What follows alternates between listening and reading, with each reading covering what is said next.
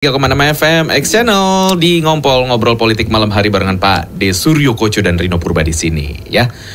Ini kita mau nyapa-nyapa dulu nih. Ada Bella Imut, ada Rizky Prasetyo, Rum Habibi, ID Cute 4, Anissa, Zelo, Nur Komala 55 dan Farida Ida udah ya tadi ya.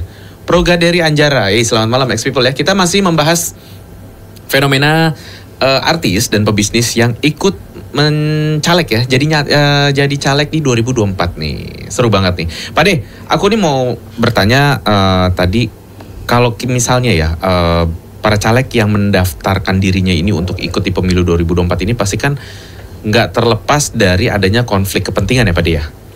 Maksudnya?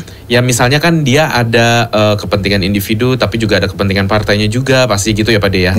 Nah, kalau menurut Pak De Koco sendiri, ada resiko konflik kepentingan gak sih ketika seorang artis nantinya jadi calon legislatif? Terutama kalau mereka masih aktif di industri hiburan. Ya enggak juga lah ya. Artinya bisa setiap gak tuh ya kira-kira?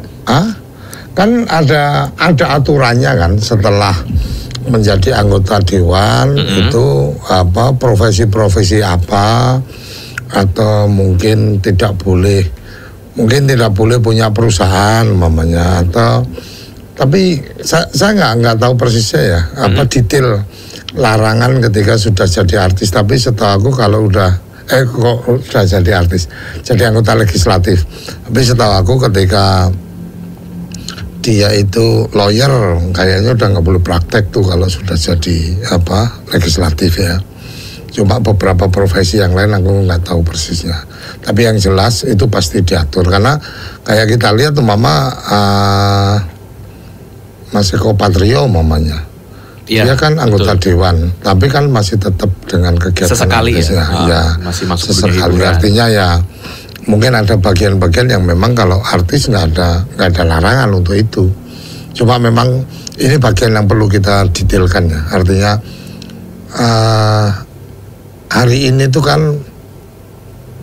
bukan etika atau adab atau kebiasaan yang kemudian jadi yang terdepan, tapi yang terdepan ini kan hukum. Ya. Panglimanya kan hukum. Berarti kan aturannya melarang apa enggak? Hukum itu dasarnya adalah semua yang dilarang tidak boleh dilakukan. Semua yang tidak atau belum diatur itu ketika dilakukan ya tidak dianggap sebagai satu pelanggaran, kan gitu. Artinya ya kalau memang nggak ada aturannya ya nggak apa-apa. Nggak masalah dong ya? Nggak masalah. Oke. Gitu. Jadi kalau misalnya ya tadi salah satu contohnya Mas Eko Patrio ya, dia kan sudah di anggota legislatif juga sudah lumayan lama ya Pak De ya.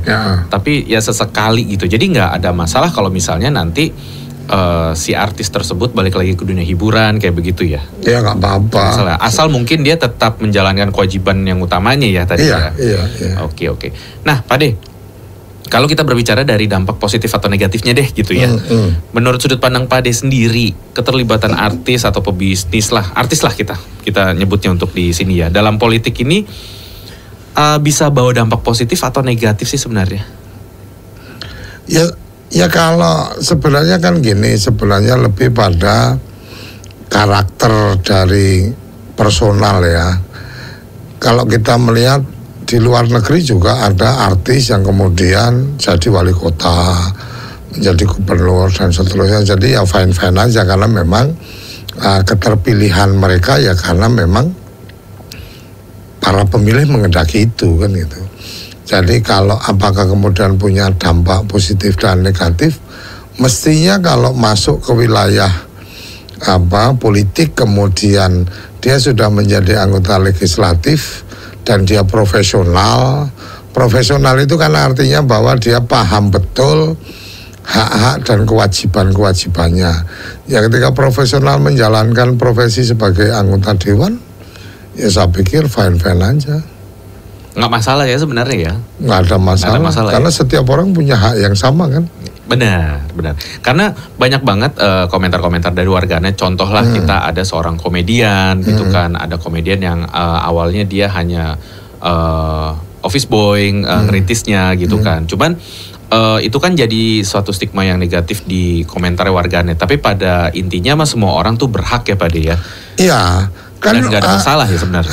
Jadi dasarnya adalah suara rakyat itu suara Tuhan kan gitu. Nah, kalau rakyat sudah memberikan pilihan kan berarti memang Tuhan sudah mentakdirkan dia sebagai anggota dewan, mentakdirkan dia sebagai wali kota, sebagai gubernur, sebagai bupati, wakil gubernur, ya fine aja kan. Nah cuma yang kemudian kita harapkan lebih pada ya menjadilah pemilih yang cerdas, menjadilah pemilih yang kemudian benar-benar mengenali siapa yang akan dipilih. Ya itu aja. Dan sekarang kan menjadi lebih gampang nih daripada dulu. Sekarang ini Google ini kan selalu benar dengan segala informasinya kan gitu. Ya. Artinya kamu tanya apa aja kan juga ada di situ. Mama nih, oh ada artis ini, kemudian ya ditulis aja artis itu, nama di situ kan ketahuan nih. Oh track recordnya kayak apa dan seterusnya. Oh ada pebisnis ini, kemudian di googling ya ketemulah bagaimana dia melakukan bisnis apa dan seterusnya sejauh memang media mengkonsumsi itu kan gitu. Artinya kan publisitas. Ketika memang orang menggunakan media-media itu untuk publikasi ya orang jadi lebih gampang mencari kan gitu. Ya ibarat kata kayak mama kamu googling nama Suryo Koco, ya ketemunya ini kan gitu. Ketika ketemunya ini apa yang pernah diomongkan oleh Suryo Koco dan seterusnya dari beberapa catatan itu mungkin masih ada kan gitu. Artinya kalau kata oh ditulis Suryo Koco desa, nanti akan ketemu tuh di situ. Oh Suryo Koco ngomongin desa apa dan seterusnya. Nah inilah yang sebenarnya kita perlu kemudian memanfaatkan, apalagi sekarang dengan AI ya, artificial intelligence, artinya kecerdasan buatan. Orang menulis apapun sejauh memang informasinya pernah dipublish, nah itu akan tersampaikan. Jadi kalau ibarat kata kalau dulu itu ada pelajaran yang menyampaikan bahwa sebisa mungkin kamu menulis apa yang kamu pikirkan, bukan sekedar diomongkan, karena tulisan kamu itu bisa akan terus dibaca orang, kan kira-kira seperti itu. Kalau hari ini kan nggak perlu penulis, ya kan? Ya bikin video aja kan nggak perlu menulis, cukup ngomong aja. Kalau dulu kita ngomong zaman dulu, itu mungkin hanya ketemunya berapa orang yang di depan kita. Ya. Atau mungkin kalau ngomong zaman dulu di radio ya didengar hanya orang yang pada saat itu dengar. Tapi kalau sekarang kita ngomong, kita upload di YouTube karena ada videonya, atau kemudian kita upload di Sporty umpamanya. Di situ ada pilihan-pilihannya, kategori-kategori apa dan seterusnya. Recording kita masukkan ke situ, ya udah sama dengan menulis kan. Orang masih tetap bisa mendengarkan bisa juga, sejauh platform itu masih hidup kan gitu. Nah, gitu kayak sekarang kamu dulu pernah upload mungkin tulis apa di Friendster apa itu ya. Kemudian ada juga yang sekarang udah pada hilang gitu kan. Mama nih kayak Yahoo, dulu kita banyak nyimpan dokumen-dokumen email lewat Yahoo.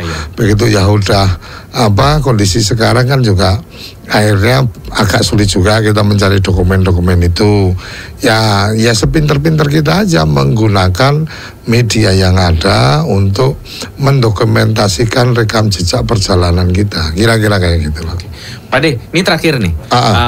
Sebenarnya nih ya termasuk pertanyaannya Rino juga sih sebenarnya.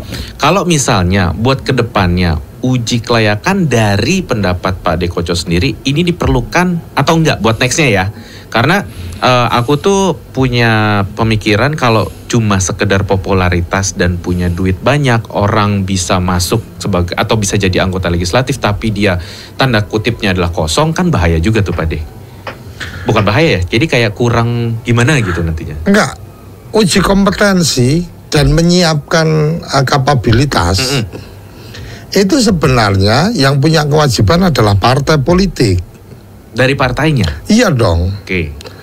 Cuma kan sekarang karena memang politik kita politik suara terbanyak, satu orang satu suara, maka bagian-bagian itu nggak bisa dipakai. Taruh kata nih, partai kita sudah punya catatan bahwa ini ideologinya oke, ini manajerialnya oke, karena sudah diuji dengan beberapa kali dia mendapatkan penugasan dari partai. Nah, pada saat kemudian akan diusung, ya kan? Pada saat akan diusung, kan perhitungannya menang apa kalah. Kalau perhitungannya menang apa kalah, berarti kan ini populer apa enggak, diminati apa enggak. Orangnya pendiam, nggak banyak ngomong, ya kan? Nggak banyak tampil di publik, gitu kan? Tapi sebenarnya ideologi dia bagus, kecerdasan dia bagus, karakter nasionalisme dia baik, gitu kan? Bisa menjaga marwah partainya dengan baik, tapi dia nggak populer karena memang nggak pernah tampil di permukaan. Nah terus mau ngomong apa? Partai berani mengusung dia untuk jadi calon, ya pasti kalah, kan gitu. Plus minus juga berarti.